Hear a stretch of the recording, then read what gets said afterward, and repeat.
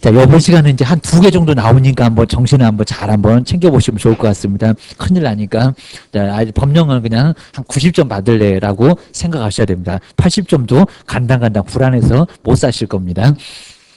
먼저 정책심의위원회, 여기도 이제 별표 3개를 반드시 해놓으시고요. 제목이 약간 어렵습니다. 정책을 심의를 하겠다는 위원회. 그럼 무슨 정책을 도대체 심의를 하는지, 뭘 그렇게 의논을 하는지, 그리고 위원회에 그랬으니까 몇 명 이렇게 있겠죠. 그리고 또 시도에 있나, 국토교통부에 있나, 시군구에 있나, 어디 있나, 이런 것들이 이제 우리 시험 문제가 하나로. 자, 이제 작년에도 나온 거 한번 간단하게 볼 거니까. 자, 29회만 딱 한번 빼먹고 계속 나왔습니다. 올해도 나올 거예요. 생각을 하셔야 됩니다.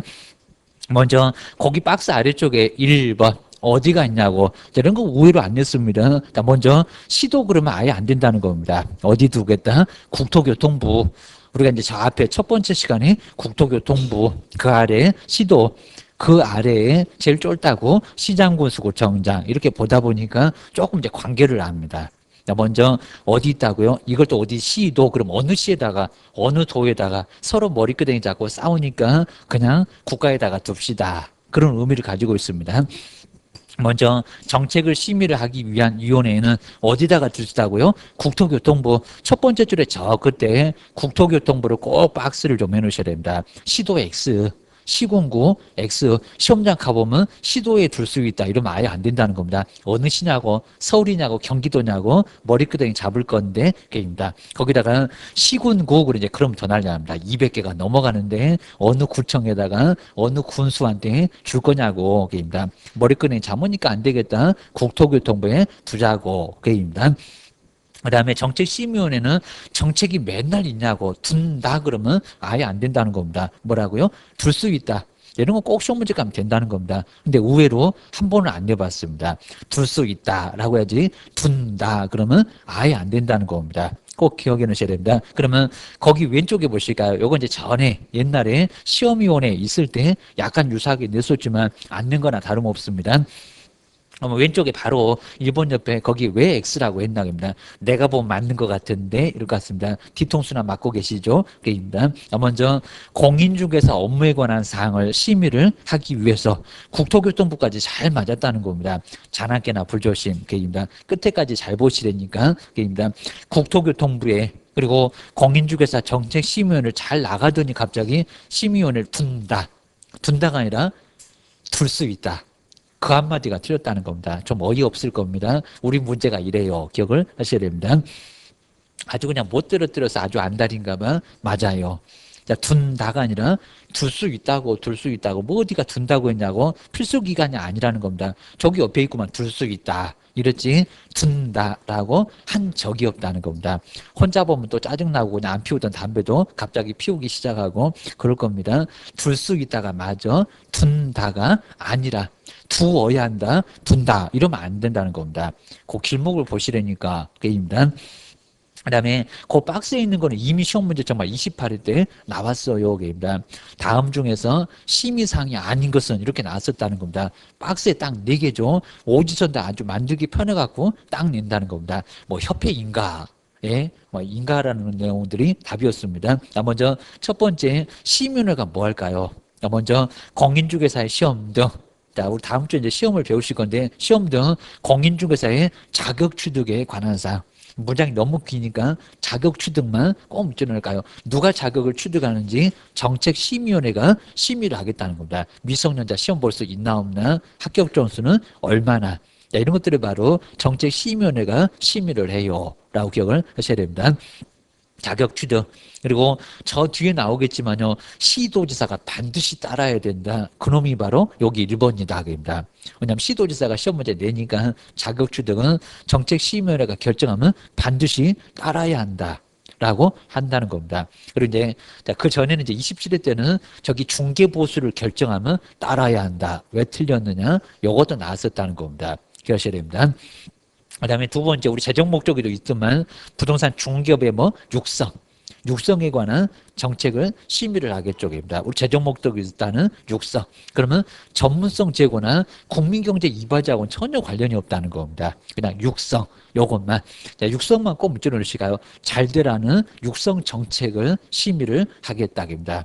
중개업 잘 될 수 있도록 그입니다. 보수나 깎지 말지. 그입니다. 그다음에 세 번째, 중개 보수 변경에 관한 사항. 우리 중개 보수가 현실적으로는 너무 적어요. 그리고 2001년도 중개 보수를 아직까지도 이제 막 20년째 돼가는 것 같습니다. 꼼짝 않고 중개 보수를 그대로만 쓰고 있다는 겁니다. 좀 바꿔주라고. 중개 보수 변경에 관한 사항. 선진국보다도 중개 보수가 많이 낮아요. 지금도 많이 받는 것 같은데, 그입니다. 중개보수 변경에 관한 사항도 누가요? 정책심의위원회가 결정해. 여기는 보수만 딱 밑으로 한번 해놓으시면 좋을 것 같습니다. 보수. 그러니까 두 번째, 세 번째는 우리 자격증 가지고 있는 개업들 좋으라고 계입니다. 사무소 좋으라고. 1번은 시험 보는 사람 좋으라고 계입니다. 그 다음 이제 그 매도 매수인이 또 섭섭해 하겠죠. 너도 있어 계입니다. 네 번째, 손해배상 책임의 보장에 관한 사항. 여기는 손에다가 딱 밑줄 한번 해놓으실까요? 사고를 치면은 개업공사가 책임지도록 해주겠다는 겁니다. 그런 보장에 관한 사항, 그러니까 보증 설정이 있어. 나중에 한 네 번째 주에는 배우게 될 겁니다. 손해배상 책임의 보장에 관한 사항도 정책심의위원회가 심의를 한다는 겁니다. 근데 우리 시험 문제 정답은 협회 인가. 협회 인가는 국장한테 신청서를 써서 내는 거지 정책심의위원회하고는 전혀 관련이 없다는 겁니다. 그거 조심하셔야 됩니다. 무슨 시험 공고네 이런 거하고는 관련이 없습니다. 그다음 이제 두 번째, 그 몇 명인가 우리 법령에서 이제 숫자가 나올 건데 이제 요건 정말 조심하셔야 됩니다. 나 먼저 정책심의위원회, 위원회니까 여러 명이 있겠잖아요. 자, 그럼 먼저 위원장 한 명을 포함을 하고, 제외는 아닙니다. 포함을 하고, 그 다음에 몇 명 이상이라고요? 7명. 행운의 숫자 7명입니다. 그 7명에다가 밑줄 한번 해놓으시고요. 그리고 몇 명이라고요? 9명 그러면 안 됩니다. 몇 명? 11명. 우리 9수 안 좋아하잖아요. 11명. 아주 시원시원해 보이네. 11명 이내 위원으로 구성이 돼 있다는 겁니다. 위원회니까 몇 명이요? 입니다. 여기도 꼭 시험 문제가 될 수 있다는 겁니다. 저기 둘 수 있다. 7명. 이런 건 아직은 시험 문제 심하게 안 내봤다는 겁니다. 조심하셔야 됩니다. 그 다음에 위원장은 누가 될까요? 위원장. 걔는 또 장관 이러면 안 됩니다. 장관 나란 일 바빠. 입니다. 그러면 그 아래 차관이 있습니다. 차관. 이름은 몰라도 괜찮고. 입니다. 자, 먼저 정책심의위원회 위원장 누구라고요? 국토교통부. 그리고 차관에다가 꼭 밑줄이나 한번 박스를 해 놓으셔야 된다. 장관 아니라고. 걔 또 장관 그러면 안 돼요. 입니다. 차관이 위원장이 될 수가 있다는 겁니다. 그거 기억을 해 놓으셔야 됩니다. 그 다음에 그냥 차관이라고 했지 차관을 장관이 이러면 안 된다는 겁니다. 장관이 임명한다는 게 아니라 법에서 차관이 하라고 차관이 된다 그랬었지 장관이 임명한다는 소리는 없다는 겁니다.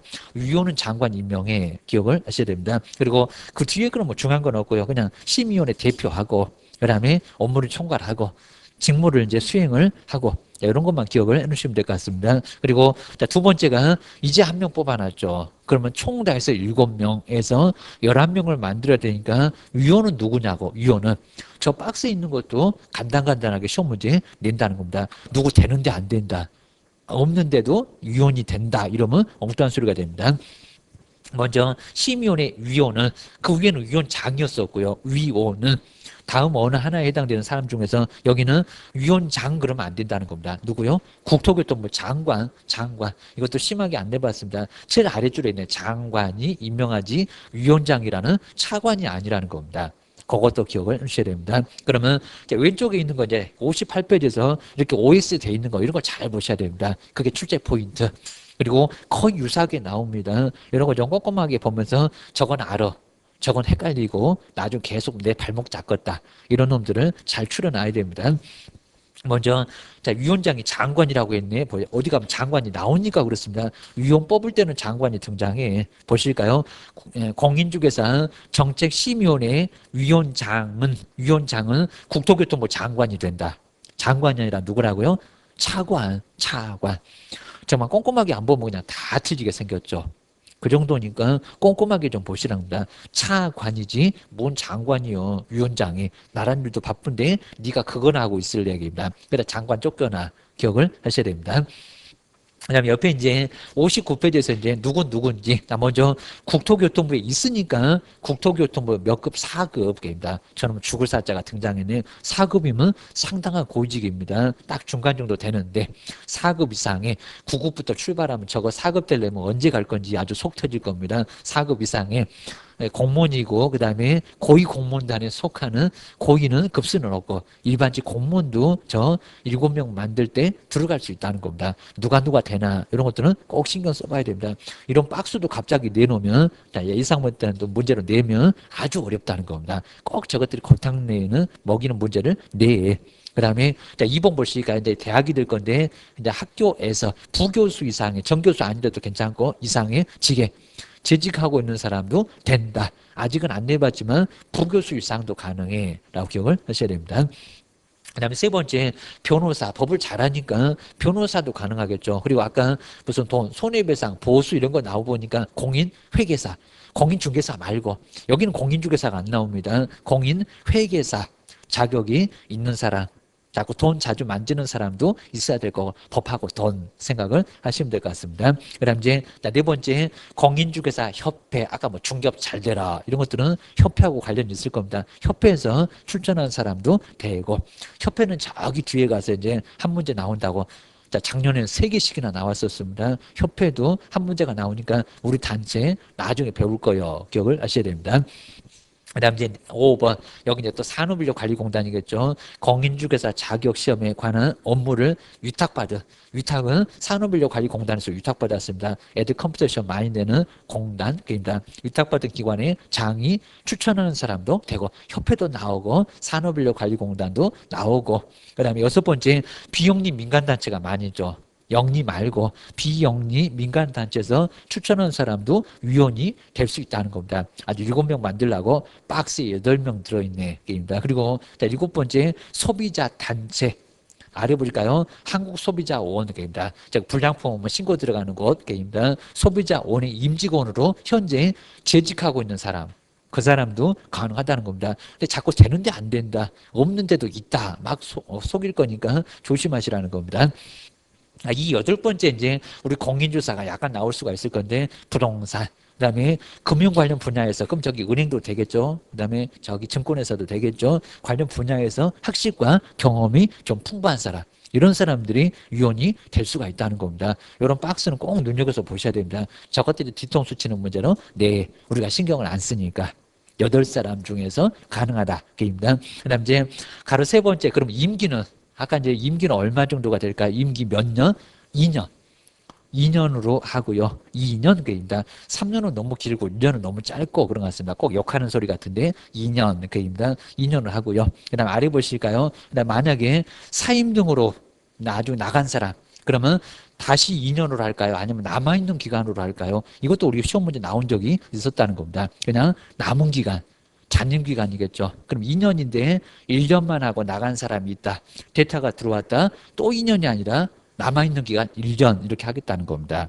들쑥날쑥하면 안 되니까 기억을 하셔야 됩니다. 그 정도만 정리를 해놓으시고요. 그리고 이제 여기는 4급 이상의 그 공무원들 이런 사람들이 2년으로 한다고 했지 모두 다 그냥 2년으로 한다는 소리는 안 했다. 그 정도만 간단하게 봐주시면 좋을 것 같습니다. 그리고 이제 4번에 요거는 우리 작년도에도 계속 강조드렸습니다. 제척, 기피, 회피. 그리고 그전에도 나왔었어요. 저기 한 27회 때도 제척, 기피, 회피는 나왔었다는 겁니다.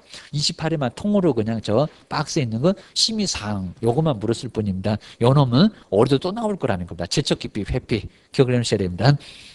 먼저 아까 7명 중에서 이상한 사람이 있으면 거기 있으면 안 되잖아요. 너 나가.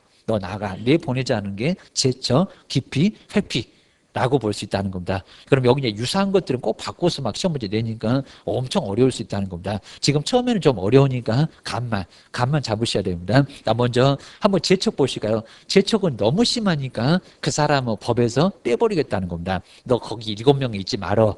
그런 소리입니다. 위원이나 위원장 중에서 문제 있는 사람이 있다. 너 빠져. 이런 게 바로 제척입니다.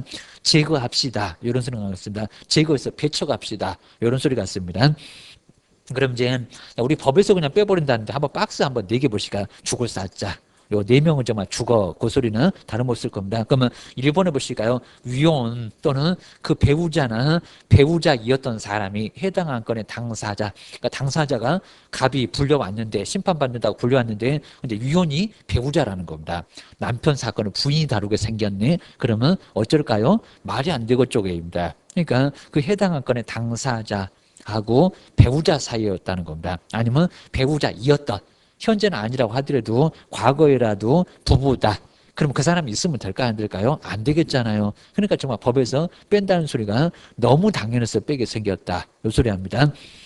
그다음에 가로가 너무 길어서 이제 첫 번째 줄, 두 번째 줄, 그리고 세 번째 줄 앞쪽까지 왔습니다. 다 빼버리고 당사자가 되거나, 그다음 그 옆에 볼까요? 그 안건에 당사자하고 공동 권리이자 같은 통속들입니다. 공동 의무자였던 사람은 위원회에서 어쩔까요?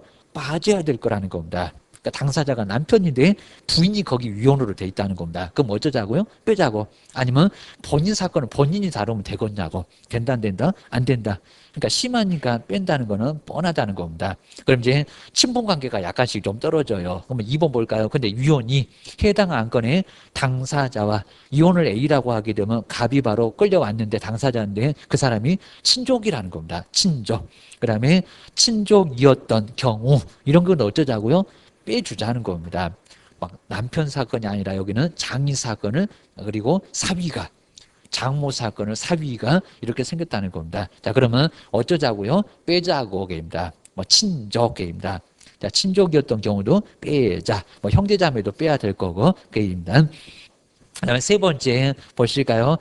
점점 이제 친분관계가 좀 떨어지긴 한데 그 위원이 해당 안건에 관하여 증언을 한 적이 있거나 진술을 한 적이 있거나 조사나 용역, 저기 27일에는 용장이 나왔었습니다. 그다음에 용역 또는 감정을 했을 때 이 경우도 어쩐다? 어느 정도 잘하니까 빼자는 겁니다. 빼자.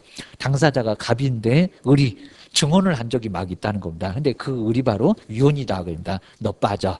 이런 소리 합니다. 그 다음 이제, 네 번째, 위원이나 그 위원이 속해 있는 법인이나 단체 등이 해당 당사자의 대리인이었거나 대리인이었던 경우도 다 어쩌자고요? 빼자고 여기입니다.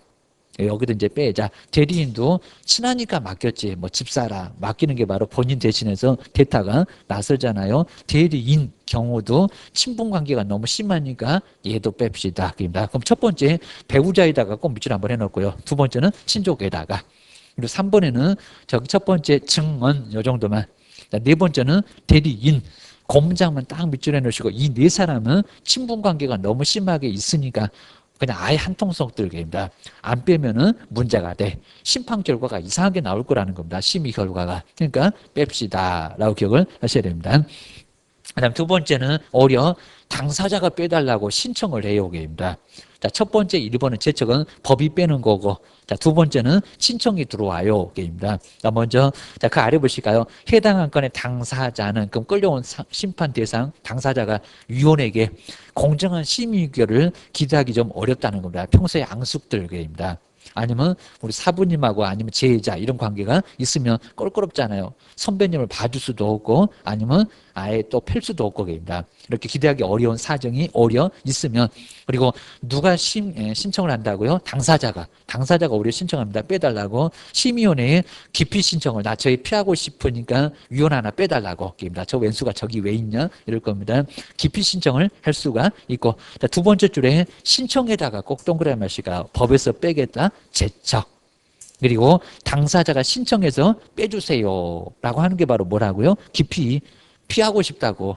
기피하고 싶다고. 자, 누구 딱 등장하면 조용히 그냥 골목으로 숨고 막 그렇잖아요. 그거하고 유사하다는 겁니다. 신청을 해서 우결로 결정하게 된다는 겁니다. 뭐 빠질 수도 있고 안 빠질 수도 있고, 들어보니까 아닌 것 같고 들어보니까 괜찮은 것 같고, 그러면 거기에 따라서 뺄 수도 있고 안 뺄 수도 있다는 겁니다. 기억하셔야 됩니다. 그냥 뒤로 한번 넘겨보실까요? 그 다음 이제 세 번째가 회피. 회피는 이제 알아서 빠지기. 요게 이제 회피입니다. 자, 먼저 재척 사유에. 자, 여기는 아주 심하게 안 내봤지만 개인 또 깊이 사유에 이러면 안 된다는 겁니다. 아까 배우자 이런 사람들은 어쩌라고요? 네가 알아서 빠져라 라고, 스스로 알아서 빠져라 라고 해서 이제 무슨 사유에 해당됐을 때입니까? 재척. 거기 이제 재척에다가 꼭 동그라미 정도 한번 해놓으셔야 됩니다. 재척이지 기피라고 안 했다 그럽니다. 아까 배우자, 그 다음에 이제 친조, 그 다음에 대리인, 아까 증언 이렇게 했던 사람들은 네가 알아서 빠지라고 합니다. 네가 알잖아 그럽니다. 네가 빠져야지, 스스로 알아서 빠져야지 누가 빼냐고 그럽니다. 안 빠지면 빼버릴 거요. 요 소리합니다. 재척 사유에 해당되면 여기 스스로에다가 꼭 동그라미 하실까요? 알아서 빠지기, 스스로 해당 안건에 심의나 의결해서 뭐 하라고요? 회피하여야 한다.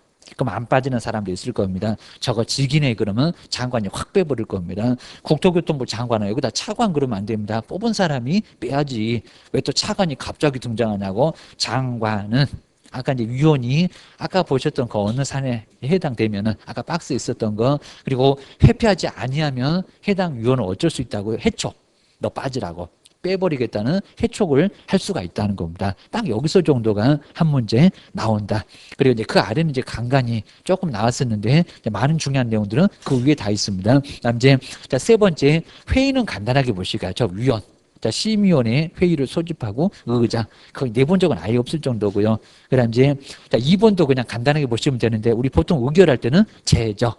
출석에 말고 제적 과반수로 회의를 열고요. 이것도 내본 적 있었습니다. 여기는 제적이다. 제적 과반수로 회의를 열고. 근데 결정할 때는 여기다 제적 그러면 안 된다는 겁니다. 그걸 바꿔서 내본 적이 있습니다. 출석. 출석위원회 과반수 찬성으로 뭐 한다고요? 의결. 결정할 때는 없는 사람은 집어넣을까요? 아니면 아예 여기다 포함을 시킬까요? 안 시킬까요? 안 시켜요. 출석으로 결정한다는 겁니다. 그러니까 회의를 열 때는 전체 숫자고요. 제적이고. 그 다음에 의결할 때는 출석입니다. 이걸 살짝 바꿨다는 겁니다. 그럼 어떻게 해요? 제적 과반수로 의결한다. 해놓고 왜 틀렸느냐라고 했을 때는 상당히 어려웠다는 겁니다. 우리가 알고도 딱 눈뜨고 당했습니다. 출석 과반수로 의결하는 거지 제적으로 의결하는 것은 절대 아니라는 겁니다. 그거 조심하세요. 동그라미 2번에서 저 끝에 출석 과반수에다가 제적 X 제적 아니라고 다시 조심하시라고. 회의를 열 때가 제적이 나오지 왜 제적 과반수로 의결하냐고 그입니다. 그럼 잘못 의결하잖아 그입니다. 그 다음에 3번도 내본 적은 없는데 하여튼 회의 일주일 전까지 소집하기 전에 알려라 입니다.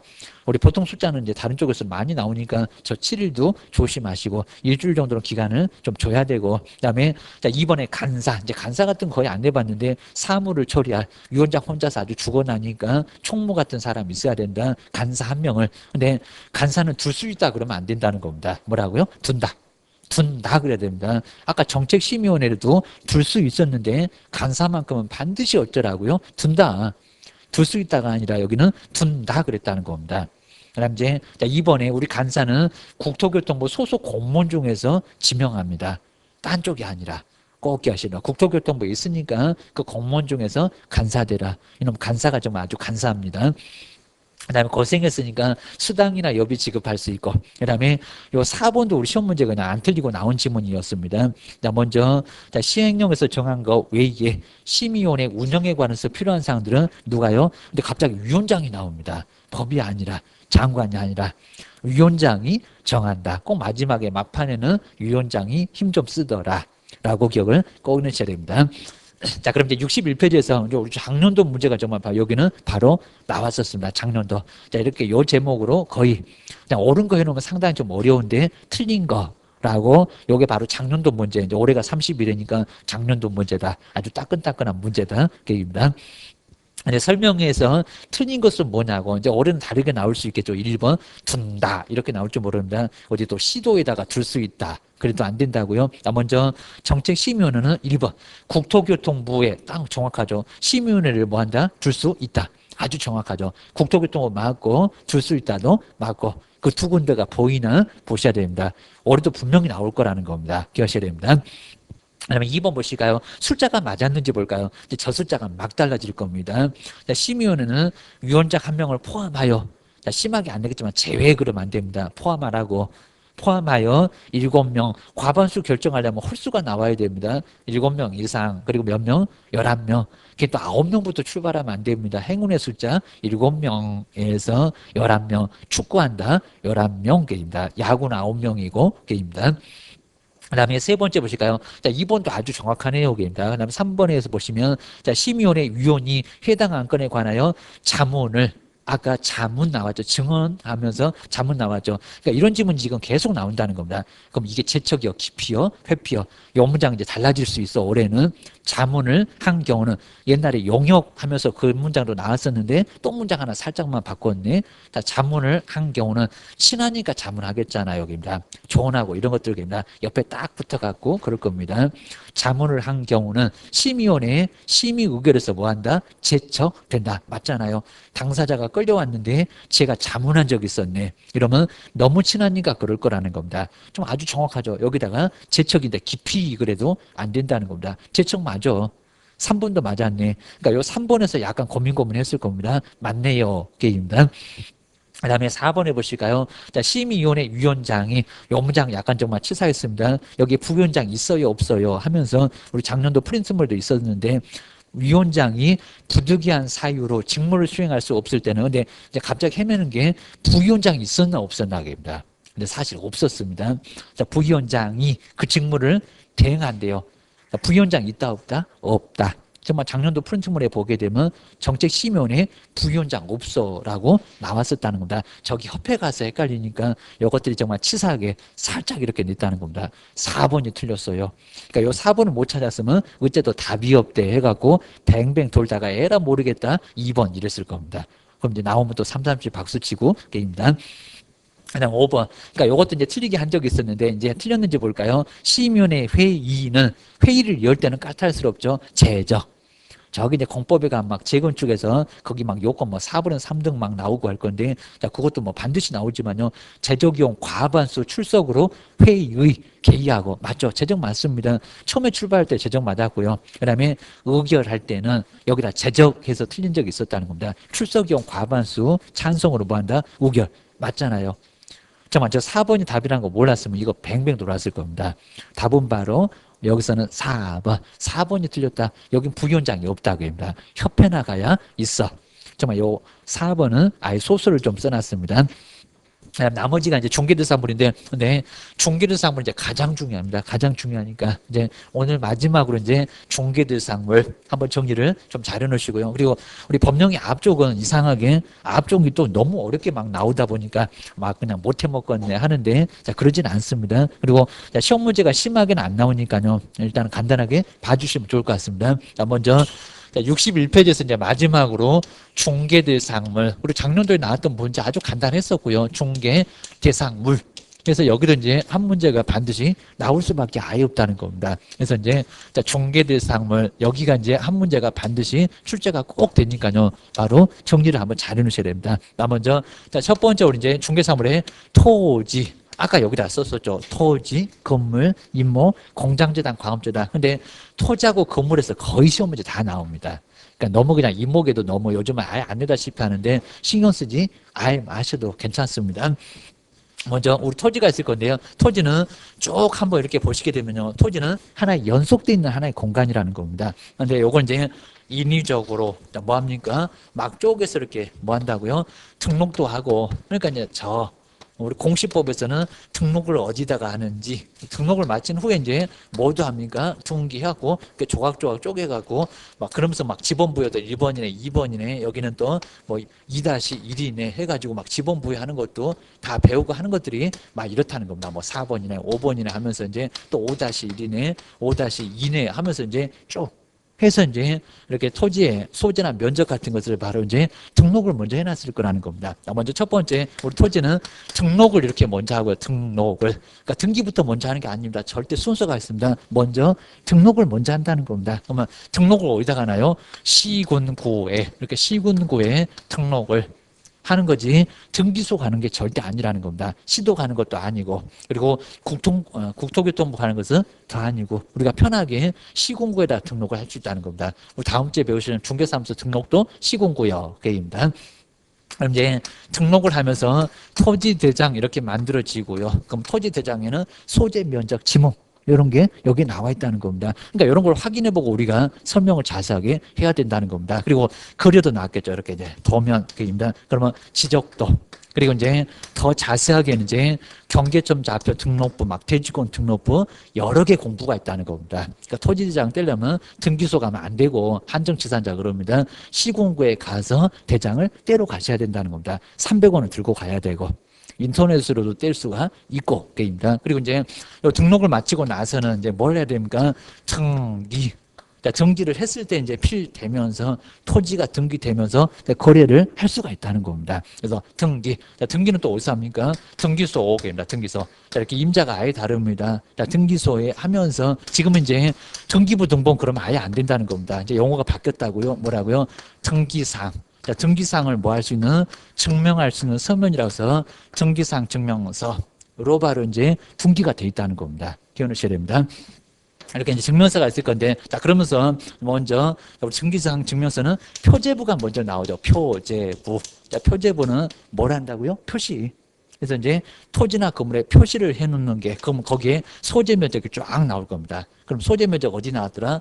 토지 대장에도 나올 건데, 이제 그거 보고 이제 기재를 하겠지만, 여기는 토지의 표시가 여기도 모두 이렇게 나와 있다는 겁니다. 여기도 이제 소재나 면적이 나와 있을 건데, 근데 꼭 조심하시게 소재지 등이 여기도 나오고 여기도 나올 건데 혹시 다를 수가 있다는 겁니다. 다르게 되면은 사실관계는 항상 대장이 앞서요. 자, 그거 이제 실무에서 갈 겁니다. 그거 우리 시험 문제도 가끔씩 물어본다는 겁니다. 등기사항 증명서 표제 보고 쓰면은 절대 안 된다는 겁니다. 자, 조심하셔야 됩니다. 그리고 소재 면적이 달라지면 대장부터 뜯어 고치지 등기소에서 알아서 요걸 수정하는 게 절대 아니라는 겁니다. 요놈부터 뜯어 고쳐. 그러니까 요놈이 더 우선한다는 겁니다. 대신에 권리관계는 여기도 나오긴 나올 건데 여기가 앞서 기억하셔야 됩니다. 그럼 이제 갑구에는 뭐가 나올까요? 갑구. 갑구에는 그러니까 우리 갑질을 많이 하잖아요. 갑이입니다. 갑이. 소유자가 입니다. 자, 그럼 이제 갑구에는 가장 완벽하다는 무슨 권리가 나온다고요? 소유권입니다. 소유권. 소유권이 나오고. 근데 이 소유권은 이제 사용과 그다음에 또 뭐라고요? 자, 소유권 갖고 있으면 내 마음대로 쓸 수도 있고 빌려주고 이득도 얻을 수 있고 그다음에 돈 안 되겠다 그러면 얼른 잽싸게 뭐 한다고요? 처분. 이렇게 팔 수도 있다는 겁니다. 처분 등 이런 권리를 할 수 있는 게 바로 뭐라고요? 소유권. 가장 완벽한 권리입니다. 자, 민법에서 소유권이 무슨 권리인지 아주 자세히 배울 거예요. 입니다. 정리를 해주셔야 됩니다. 그다음 이제 울구. 자, 울구는 이제 그 소유권은 뭐 하는 물건이라고요? 제한하는 물건이라고 해서 제한 물건. 정말 소유권까지도 꼼짝 못하게 제한시키는 물건이 바로 어디에 나온다고요? 울구에. 요건 이제 울구에 나오게 된다는 겁니다. 울구. 기억하셔야 됩니다. 자, 그럼 이제 요 제한물건에는 용익물건하고 사용, 수익 했으니까 용익물건하고 그다음 이제 무슨 물건이 있다고요? 처분권만 떼다가 저쪽에다 줄 건데 은행에다가 그건 담보물건 그러죠. 담보물건. 이런 것들은 이제 민법에서 꼼꼼하게 다 배울 거니까 지금 여기서는 우리 몰라도 괜찮은데 근데 이제 우리 시험 문제에서는 다음 중에서 중개 대상인 것은 중개할 수 있는 권리를 하면서 소유권 되냐고 지상권 되냐고 저당권 되냐고 그런 거 물어본다는 겁니다. 아까 문장에도 있었잖아요. 뭐 저당권 설정은 중개이냐고 아니냐고 이라고 게임입니다. 그리고 우리 용익물권에는 먼저 딱 세 개가 나올 건데 무슨 거죠? 지상권. 그리고 지상권, 뭐 지역권 이런 것들은 다 민법에서 제대로 배우십니다. 그리고 무슨 권리? 지역권. 나중에도 이제 지역권이 뭐고 전세권이 뭔지 이런 것들은 조금 한 번 정도 돌아보면 우리 법령에서도 또 왜 그런지도 설명을 간단하게 또 드릴 겁니다. 근데 오늘은 어려워 게임입니다. 그다음 이제 전세권. 그리고 우리 물권은 성격이 너무 강하니까요. 개인들이 못 만들게 법에서 세 개를 딱 정해놨습니다. 그래서 이걸 법정 물권 그럽니다. 개인들이 만질 수 있다 없다, 개인들이 창설할 수 없다 이렇게 딱 만들어놨다는 겁니다. 지상권 만들면 아주 난리가 나버릴 겁니다. 아주 폭력 심하게 할 거니까입니다. 지상권 그리고 지역권, 전세권 이 세 개가 용물권입니다. 토지 위에다가 갖는 권리, 토지 위 그냥 빌려다가 토지 위에다 건물 짓는 권리입니다. 그리고 지역권 통로 내는 거. 이렇게 지역권 게임입니다. 우리 맹지니까 도로가 있어야 건물 짓잖아. 게임입니다. 지역권 게임입니다. 지역권 설정한다고 합니다. 그다음에 전세권은 남의 건물 전세금 주고 빌려서 쓰는 거. 이게 바로 전세권. 우리 지상권은 건물을 소유하는 권리고요. 땅을 빌려다가 건물 지으니까. 근데 요거는 남의 건물을 빌려서 쓰는 거니까 요놈 사용입니다. 전세권하고 지상권은 약간 다르다는 겁니다. 땅 빌려다가 건물 지어. 그러니까 건물 소유권은 지상권자가 갖습니다. 그리고 전세권은 남의 건물을 빌려. 그리고 그냥 돌려줘. 2년 기간 후에. 그러니까 내용이 아예 다르다는 겁니다. 근데 이거 물건이요. 기억을 하셔야 됩니다. 등기가 돼. 그입니다. 울구에. 그입니다. 지상권자 누구다. 지역권자 누구다. 요역지, 승역지 막 나올 겁니다. 전세권자 누구다. 전세금 얼마다. 모두 나온다는 겁니다. 하셔야 됩니다. 담보물권에는 저당권 그리고 이제 그 저당권 친구하고 좀 약간 유사한 근저당권입니다. 뭐 피담보채권이 확정돼 있다 안 돼 있다 이런 거 꼼꼼하게 봐야 되고요. 유치권은 중개가 될 때도 있고 이제 안 될 때도 있고 성립은 안 되고 그다음 이전은 되고 그다음에 질권은 요건 동산이다 보니까요 같은 담보물권이라고 해도 중개가 된다 안 된다 안 된다. 요건 이제 동산을 대상으로 하고 있으니까 하여튼 우리는 부동산 아니면 절대로 중개 대상으로 삼지를 아예 안 해요. 그래서 이제 영리물건 몇 개, 3개, 사회적개, 담보물건도 몇 개, 3개, 3개. 근데 유치권은 되기도 하고 안 되기도 하니까 하다 배우기는 배워. 유치권 게임이다. 유치가 이제 우리 건물 딱 가보게 되면 건물을 유치하고 있습니다. 라고 해서 안 주겠습니다라고 요게 인도를 거절하는 권리, 공사대금 안 주면 안 넘겨준다고 하는 게 바로 유치권이라고 안 주겠다는 인도 거절의 권리가 바로 유치권이라고 할 수가 있다는 겁니다. 공사대금 밀렸다. 그리고 유치권자가 점유한다. 이런 권리가 하나의 유치권이라고 할 수 있다는 겁니다. 근데 얼마든지 공사대금 줘버리면 권리를 가지고 올 수도 있으니까 유치권 중개가 안 되는 게 아니라 이전은 가능할 수 있다는 겁니다. 꼭 기억하셔야 됩니다.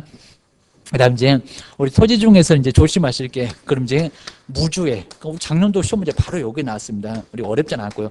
무주의 토지도, 주인이 없다는 무주의 토지는 중개가 될 거냐고. 무주. 그래서 주인 없다는 우리 토지가 전국에 여의도 면적이 한 10배가 있다고 합니다. 여의도 면적에. 뭐 이런 소리 똑같이 했었습니다. 10배 정도에 되는 주인이 없는 토지가 있다는 겁니다. 그럼 왜 그럴까요? 왜냐면 이제 우리 일제 전에는 등기를 아예 안 했다는 겁니다. 땅 문서, 집 문서만 가지고 거래를 했었습니다. 뭐 형식적인 뭐 주의가 아니라 그냥 아예 문서만 갖고 있었습니다. 그러다 보니까 등기가 안 된 토지가 전국에 여의도 면적이 10배가 있다는 겁니다. 이게 이제 무주의 토지. 근데 무주의 토지는 누구 걸까요? 국가 소유, 국유라고 해서 개인 걸로 인정하면 머리끄댕이 잡고 난리가 날 것 같으니까 국가 소유다 라고 해놨으니까, 그러면 토지는 토지인데 무주의 토지를 중개할 수 있겠냐고. 누구 건데? 국가 건데. 이거 말이 안 되겠죠. 교도소 가고 싶니? 그입니다. 살 사람도 없어. 그입니다. 등기도 안 된 거. 그입니다. 그 다음 이제 광물. 그입니다. 광물 이런 것도 중개가 될까 안 될까요? 또 광물도 또 국가 겁니다. 국가 소유. 하여튼 좋은 거는 아주 침 더럽게 발라갖고 국가가 다 그냥 찌매놨습니다. 아주 침 발라갖고 먹지도 못합니다. 개인들은 요것도 국가 소유. 그 다음에 하천. 그 다음에 포락지도 우리 시험 문제. 포락지도 시험 문제 나온 적이 있었습니다. 포락. 여기 낙자가 이제 떨어질 낙자. 위에서 뚝 떨어지면 우리가 낙상했다고 할 겁니다. 토지가 이렇게 뚝 떨어져서 이제 수면 밑으로 이렇게 잠겨버린 토지입니다. 그러니까 처음에 이렇게 딱 토지가 있었다가 뚝 떨어지더니 수면 밑으로 이렇게 잠겼다는 겁니다. 이걸 뭐라고 한다고요? 포락지. 포락지라고 합니다. 그러니까 포락지는 하천이나 다름없다는 겁니다. 그러니까 중개가 된다 안 된다? 안 된다. 왜냐하면 물 갖고 도대체 뭐 할 건데요? 물에다가 뭐 건물 지을 건가요? 그러다 보니까 우리하고 관련이 있다 없다? 없다. 그러니까 이렇게 이제 요 포락지도 하천이나 다름없는데 뭐 바다 빈지 막 이런 거 나올 겁니다. 바다가 될 건, 그다음에 이제 빈지가 될 건, 개론 다 배우실 거고요. 그다음에 온천수가 됐건 이런 것들은 중개가 된다는 얘기다 하다가 우리 물하고는 아주 상극입니다. 업재단, 항만호송 사업재단, 그리고 선박 이런 거는 중개가 된다 안 된다? 안 된다. 토지만 그냥 토지만 게임다. 쓸 수 있는 토지만 게임다. 이런 것들은 이제 중개대 상물이 아예 아니고요. 그다음 이제 꼭 하나만 좀 조심하실 게 이제 나중에 이제 대토권 이렇게 대토권. 근데 이 대토권은 작년도에 안 나왔습니다. 꼭 나올 만했는데 계속 나왔었고요. 안 나올 수가 없었는데 뭐 출전들이 좋았는지 하여튼 작년도 문제는 좀 약간 이상하게도 나왔습니다. 나올 만한 거 나오긴 나왔는데 막 개수도 막 다 틀리고 중개부서 한 문제도 안 나오고 협회가 막 3개 나오고 그리고 거래신고도 이상하게 많이 나오고 난리 부르스를 쳐놓고 좀 빠진 게 좀 있었다는 겁니다. 근데 올해는 아마 정신 차릴 것 같아요. 조심하셔야 됩니다. 먼저 우리 대토권은 택지 개발 지구가 있겠죠. 우리 공법하고 약간 관련될 건데 택지를 개발하겠죠. 그러면 토지 건물 다 밀어버리겠죠. 그러니까 택지 개발 지구 내에서 그러면 이주자가 생기겠죠. 이사를 가야 되겠잖아요. 다 밀어버리니까 전답 과손이고 뭐 그냥 다 밀어버릴 거니까 집도 절도 다 잃게 될 거라는 겁니다. 이주자에게 이렇게 옮겨가는 이주자한테 택지를 준다는 권리가 바로 이제 뭐라고요? 대토권. 토지를 대신하겠다. 그럼 이제 아주 그냥 엉망인 토지가 있을 건데 이거 다 밀어버리고 나서 이제 깨끗하게 해서 이렇게 토지를 딱 반듯반듯한 거 이렇게 쪼개 줄 건데 이렇게 토지를 공급받을 수 있는 권리가 있습니다. 예전에 그냥 초가집 이렇게 있었을 건데 이런 게 바로 대토권이라는 겁니다. 그러니까 처음에 이 땅 대신해서 조금 면적을 좀 줄어들 건데 요거 줄게. 이게 바로 대토권이라는 겁니다. 그러면 이 대토권은 중개가 되겠냐 안 되겠냐입니다. 중개 된다 안 된다? 안 된다. 왜냐하면 투기 조장할 수밖에 아예 없다는 겁니다. 좋아지니까. 요게 막 굴러다니면 처음에 막 1억짜리가 1억 5천 되고 막 난리가 날 겁니다. 조금 더 가면 이제 2억도 되고 저기 가면 이제 20억 돼 갖고 있습니다. 이러면은 투기만 잔뜩 하니까 요거 중개가 된다 안 된다? 안 된다. 택지 개발 지구 내에서 막 여기도 내용 줍니다. 이주자에게 지급한다는 대토권은 중개가 된다 안 된다? 안 된다. 하면은 3년 이하 징역을 받을 수가 있다는 겁니다. 조심해. 그입니다. 그다음 이제 토지하고 건물 정도가 이제 거의 우리 시험 문제 나오니까 이제 그 정도만 보면은 크게 이제 어렵지는 않을 거니까 이제 두 번째 건물. 자, 건물도 이제 잘 보시고요. 자, 건물. 자, 건물은 이제 첫 번째 우리 용어에서 이제 우리 건축법에서 이제 용어 같은 게 나올 겁니다. 건축법. 우리 어제 공법 교수님 오셨을 건데 아직은 이제 안 하고는 있을 건데 한참 후에 이제 그런 국토법이 너무 많아갖고 그냥 거의 그냥 한 달 내내 그냥 국토법 하고 계실 건데 먼저 우리 건물을 딱 보게 되면 비바람을 막아줄 반드시 뭐는 있어야 됩니까? 지붕. 요건 없으면 절대 안 된다는 겁니다. 우리 주택법에서 시험에 나왔습니다. 지붕 옆에다가 또는 나왔고 왜 틀렸냐고 나왔다는 겁니다. 지붕과 그래야 됩니다. 반드시. 그거 반드시 있어야 된다는 겁니다. 근데 옆에 있는 기둥과 이렇게 기둥과 그리고 여기 옆에 있는 벽은 옆에 있는 요거 이제 기둥 얘기합니다. 기둥과 그리고 옆에 있는 뭐는요? 벽은 요거는 뭐 합니까? 선택이라는 겁니다. 그러니까 여기는 뭐 한다고요? 또는 그래야 됩니다. 여기 이제 또는 물론 세 개가 다 있으면 다 완벽하긴 할 건데 지붕하고 기둥만 있어도 건물이고 그다음 기둥 없어도 벽으로 하중을 다 받아낼 수 있다는 겁니다. 정말 기둥 없는 건물도 있습니다. 그래서 이제 벽만 있어도 뭐가 된다고요? 거기는 건축물이 될 수가 있다는 겁니다. 용어 정의 꼭 정리해라. 라고 기억하셔야 됩니다. 그래서 이제 금방 보셨던 이제 우리 건축법에서 우리 건물만큼은 바로 이런 용어를 꼭 알고 계셔야 된다는 겁니다. 보셔야 됩니다. 그리고 이제 두 번째 장내 건물에서 이제 요거 꼭 조심하시래요. 장내 건물. 장내 건물에서는 첫 번째 입주권하고 분양권을 꼭 구분하셔야 됩니다. 그리고 작년도 또 요것만 또 살짝 또 빼놓고 갔다는 겁니다. 항상 나왔는데 입주권. 두 번째가 이제 분양권. 근데 입주권 분양권은 아직은 좀 어려워요. 자, 꼭 정리해 놓으셔야 됩니다. 근데 우리 입주권은 저기 이제 재건축에서 쓰는 입주권하고 약간 다른데 이건 청약저축 얘기합니다. 청약저축이지 저기 입주민이 갖는 그런 권리 아니라는 겁니다. 정비사업의 그 입주권이 아닙니다. 청약저축 그리고 청약예금 등 이런 게 바로 이제 하나의 입주권입니다. 근데 이 입주권은 바로 나중에 이제 분양 예정자로 분양 당첨자로 예정자로 선정될 수 있는 집입니다. 그래서 이제 분양 예정 분양 받았다는 게 아니라 분양 예정자로 뭐 한다고요? 선정됐다는 게 아니라는 겁니다. 선정될 수 있는 당첨도 됐다는 게 아니라 될 수 있는 이렇게 이제 지위라고 합니다. 지위 우리 통장 하나 갖고 있다는 게 그냥 하나의 지위라는 겁니다. 요건 이제 중개가 된다 안 된다 또 투기하게 생겼다. 라고 해서 요건 중개도상으로 삼을 수가 아예 없다는 겁니다. 아예 없으니까 요거는 증서. 자, 증서로서 중개서는 절대 안 된다는 겁니다. 요거 중개 안 돼. 조심하셔야 됩니다. 중개하게 되면 3년 이하 징역을 얻어맞습니다. 증서다. 우리 검증이 이제 그대로 있습니다. 근데 분양권은 달라요. 분양권. 분양을 받았다. 자, 그러면 사업 조치하고 동의나 그리고 호수까지 정해서 동의나 호수까지 정해서 분양을 받은 물건이 있다는 겁니다. 그래서 이제 여기 이제 동의나 호수를 이렇게 호수를 뭐 정한 그러니까 정한 건물은 그러니까 아직은 건물이 없긴 한데 몇 동 몇 호 호수가 이미 정해져 있다는 겁니다. 나 분양권 하나 받았다 그 소리가 따끈따끈한 아파트 들어간다. 여기는 통장만 갖고 있었지 아직 당첨된 것도 없고 그냥 아무것도 없다는 겁니다. 근데 여기는 이미 동호수가 정해져 있다는 겁니다. 사업 주체하고 계약서 썼고 그래서 아예 분양권 자체를 하나 가지고 있습니다. 자, 이런 건물은 요거는 하나의 장내 건물로서 아무 문제가 없다는 겁니다. 이건 확진한 건물이니까 요건 중개가 된다 안 된다. 자꾸 안 된다고 하니까 요놈도 안 된다 그러면 안 됩니다. 요건 중개가 된다 안 된다. 중개 가능하다. 요건 중개가 가능하다는 겁니다. 꼭 기억하셔야 됩니다. 그 정도 보시고요. 그다음 이제 세 번째 그 밖에 아까 이제 우리 기타나 다름없는데 그 밖에 이제 토지의 정착물 중에서 이렇게 토지의 정착물 중에서 가능한 게 있냐고. 먼저 첫 번째 명림 방법을 갖추는 게 입니다. 명림 방법 이런 것도 이제 가끔씩은 나오게 됩니다. 명림 방법을 수목은 가능한데 갖춘 그리고 아직 따지 않는 나무의 열매 미분리 과실.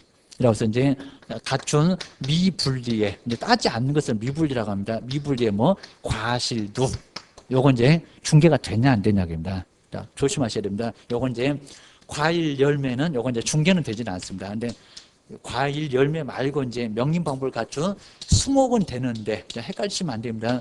수목은 명림 방법 갖췄으면 수목은 중개가 돼요. 여기입니다. 이것도 막 소송까지 가가지고 된다 안 된다라고 논란이 있었다가 된다라고 해놨다는 겁니다. 근데 여긴 중개가 아예 안 된다는 겁니다. 조심하셔야 됩니다. 왜냐하면 이제 이렇게 이제 나무에 이제 여기는 여러 나무가 있을 건데 여기 나무의 열매, 뭐 사과나무 열매, 아니면 또 이런 열매, 무슨 배나무, 뭐 이런 거 뭐 시험 문제 물어보니까 그렇습니다. 아니면 또 감이네, 그입니다. 이렇게 이제 뭐 뽕잎도 나오긴 할 건데, 요 나무는 되는데 나무에 달려 있는 따지 않는 나무의 열매, 미분의 과실, 나무 열매를 과실이라고 합니다. 그래서 요건 된다 안 된다? 안 된다. 그리고 명인방법 갖춰놨으니까는 딱 목차 세워놓고 요 사과나무 주인은 누구 홍길동입니다 라고 누구든지 볼 수 있도록 나무 열매 주인 누구라고 해놨지만 명백하게 인식할 수 있는 방법이 있지만 중개가 된다 안 된다? 안 된다. 요건 중개 안 된다고 보고 있다는 겁니다. 너무 불안해 라고 하는 것 같습니다. 그 다음 이제 도로의 포장은, 이렇게 도로의 포장 같은 것은 또 심하게 붙어 있죠. 도로의 포장, 이것도 중개사무를 읽었냐고 입니다. 그래서 요거는 아예 안 읽거고요. 그 다음 이제 판잣집도 마찬가지입니다. 판잣집. 아니면 또 이제 이동 좀 쉬운, 그 다음에 이렇게 이제 우리 나중에 가시개 수목이라고 해서 가시개, 요 수목이라고 해서 이제 나중에 옮겨갈 것들. 이런 것들도 이제 중개가 되겠냐고. 이거 우리 도로의 포장은 아예 도로에 붙어 있을 건데 포장으로 이렇게 딱 돼 있을 건데 이게 중개가 되겠냐고 합니다. 토지하고 부합한다고 합니다. 부합이면 그냥 토지지. 도로의 포장 자체가 중개가 되겠냐고. 얘가 등기가 되겠니? 그입니다. 건물이면 몰라도 그입니다. 그러니까 토지로서 부합하니까 토지로서 팔면은 포장도 따라간다는 겁니다. 광고탑 이런 것도 모두 다 부합으로 봅니다. 그리고 판잣집은 이동해체가 가능하죠. 이거 동산이나 다름없습니다. 얘도 옮겨가요. 그러니까 명인 방법을 갖춘 수목은 되는데 임목은 되는데 가시계 수목 같은 것은 안 된다. 이거 동산이나 다름없다는 겁니다. 이건 중개가 된다 안 된다? 안 된다라고 기억을 꼭 넣으셔야 됩니다. 그다음에 요즘은 이제 임목이라든지 그리고 공장재단, 광업재단 요 정도는 이제 시험 문제가 좀 잘 안 나와서 조금 좀 편해졌습니다. 이제 거의 다 끝나갑니다. 그다음에 세 번째가 임목.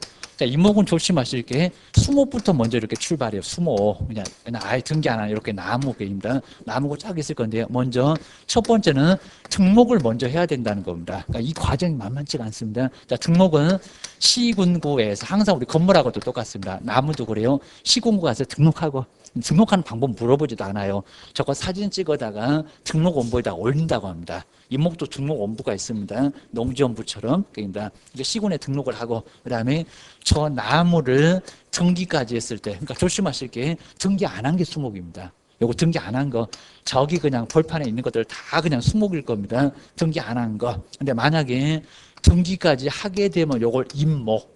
그냥 서 있다는 나무로만 보시면 안 됩니다. 얘는 등기가 돼 있다는 겁니다. 등기. 그럼 이제 등기가 돼 있으면 이제 등기사항 증명서가 있겠죠. 토지 건물처럼 등기가 다 돼 있으니까 나무 소유권자 누구요? 이거 다 알 수 있다는 겁니다. 등기사항 증명서가 있으면서 그리고 그 표제부에는 바로 이목의 표제부에는 표시가 있을 거니까 몇 구인지 수량도 나오고요. 예전에 심하게 냈었는데 요즘 거의 안 냅니다. 그리고 몇 그루, 수령, 나무 나이도 모두 나온다는 겁니다. 다 볼 수 있습니다. 그리고 갑구에는 임목의 소유자입니다. 임목의 소유권자. 근데 또 여기도 다시 한번 또 나올 수가 있습니다. 그리고 이제 을구에는 나무만 나옵니다. 임목의 제한물권. 은행에서 대출해주고 저 나무는 내 거요. 내가 처분권 갖고 있다는 제한물권도 확인해 볼 수가 있다는 겁니다. 그러면서 나중에 이제 법정지상권 얘기도 막 나오고 하는 것 자체가 이제 여기 임목이라는 겁니다. 자, 기억하셔야 됩니다. 요 정도면 충분하고요. 그 다음 이제 네 번째, 공장재단. 근데 공장재단, 광업재단 이제 더 안 나오는 것 같습니다. 공장재단, 광업재단 중개 자체가 거의 어렵다는 겁니다. 그리고 우리 개인들한테는 거의 안 올 정도로 규모가 너무 커서 그런 것 같습니다. 그럼 이제 우리 공장재단, 광업재단 이렇게 쭉 가보게 되면 공장 안에 토지도 있을 거고요. 그리고 그 토지 외에 이렇게 건물도 좀 있을 겁니다. 그 다음 이제 막 창고 같은 것들. 그러면 나중에 이제 배우실 건데 이런 것들은 공작물 이렇게도 얘기합니다. 공작물. 자, 공작물이라고 해서 이제 공법에도 나올 거고 민법 등에서도 약간 얘기는 할 거고. 그다음 이제 요 건물 안에 이제 각종 막 기계 수많은 막 기계가 있을 겁니다. 잔뜩 들어있을 거고요. 그다음 이제 자동차도 막 여러 대가 있을 거고, 그러니까 자동차. 그다음에 선박 같은 거 이런 게 이제 문제는 안 물어봅니다. 자동차, 심한 막 선박도 있고 그리고 항공기도 막 있을 겁니다. 헬리콥터겠지만 항공기 등 이렇게 재산이 있을 건데 요걸 모두 묶어다가 자, 먼저 공장재단, 광업재단 첫 번째 소유권 보존 등기를 먼저 하고요. 근데 이 법에서 그렇게 하라는 겁니다. 우리가 확인해야 됩니다. 소유권 보존 등기를 처음 태어난 거 보존이라고 합니다. 보존. 우리 애들 태어나면 출생신고하고 똑같을 겁니다. 보존 등기를 하고 나서 몇 개월을 꼭 맞춰야 된다는 겁니다. 그리고 그 후에 이런 기계 등을 묶는 등기가 저당권 그럽니다. 대출을 빌려 썼다는 게 아니라 저당권, 말만 저당권입니다. 저당권 설정 등기를 요걸 바로 할 수가 있다는 겁니다. 근데 요게 10개월 이내입니다. 10월. 요 10월 이내에 요게 이제 등기가 가능하다는 겁니다. 등기. 요거 기억 넣으셔야 됩니다.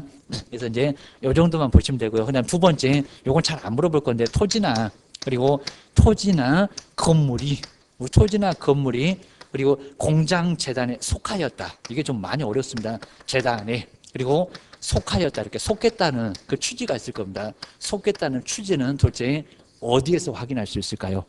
그럼 이제 속겠다 표제부에서 확인할 수 있을까요? 이 문장 너무 어려워서 지금 어렵습니다. 아니면 갑구나 아니면 또 울구에서 확인할 수 있을까요?